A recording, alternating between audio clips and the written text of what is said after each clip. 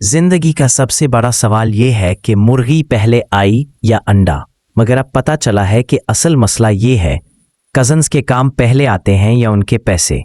Cousin का phone आया, यार तुम्हारे पास से ही एक काम है, मेरे दोस्त की बहन की शादी में जाना है, उसके लिए अच्छी सी सिल्क की साड़ी खरीद लो, कीमत कुछ भी हो मैं अगले हफ्ते भेज दूंगा। मैंने कहा, भाई मैंने तो अभी तक तुम्हारे गुज़श्ता हफ्ते के अगले हफ्ते का इंतजार किया है। जवाब मिला, अरे यार तुम समझते नहीं। अब इसका नतीजा ये है कि मैंने अपने आप को एक इंसान नहीं बल्कि एक व्हाट्सएप चैनल समझ लिया है। सुबह उठते ही मैसेजेस चेक करता हूं, अम्मा के लिए दवा मंगवा दो, बच्चों के स्कूल का फीस जमा करवा दो, और सबसे बढ़कर ये काम खुफिया रखना, किसी को पता ना चले। मैं सोचता हूं, अगर ये सब खुफिया है तो फिर मैं जेम्स बॉन्ड क्यों नहीं बन जाता? कम से कम वो तो अपने काम का मुआवजा लेता है।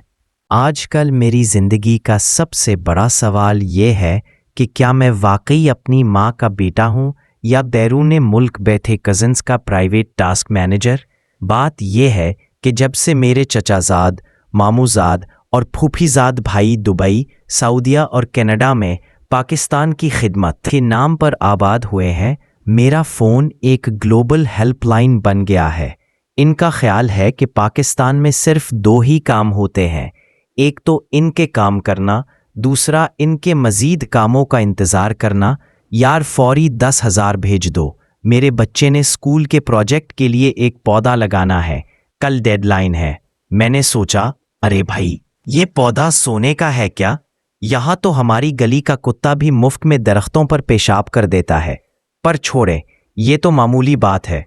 असल खेल तब शुरू होता है जब कज़न साहब अपने रूममेट के ससुराल वालों तक के लिए भी मेरी खिदमत बुक करवा देते हैं। कल ही एक ने मैसेज किया, मेरे ऑफिस के दोस्त की बहन की शादी है, उसे अच्छा सा ब्राइलरी सेट भेजना है, तुम्हारे पास वक्त होगा ना? मैंने जवाब दिया, हाँ भाई मैं तो यहाँ बैठा तुम्हारे लिए सेट और अपने लिए सेटअप कर रहा हूँ। सुबह उठते ही मेरी टू डू लिस्ट कुछ यूं होती है। 1.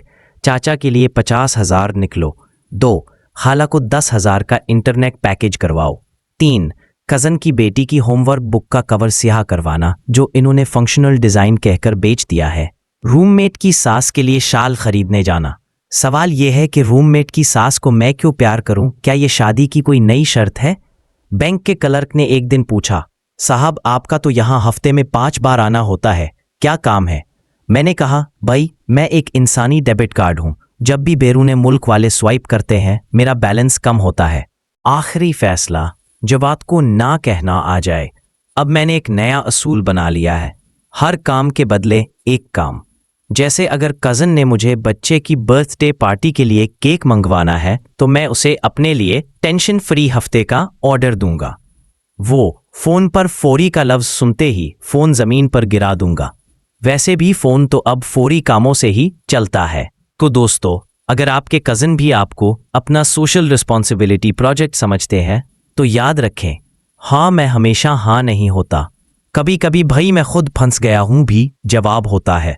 और सबसे बढ़कर, अगर आपको किसी के रूममेट की सास का भी ख्याल रखना पड़े तो कम से कम उससे अपनी शादी की तारीख ज़रूर पूछ लें, वरना अगला मैसेज ये आएगा, यार मरीख पर हमारे नाम से एक सितारा रजिस्टर करवा दो, पैसे तुम्हारे नाम कर दूंगा।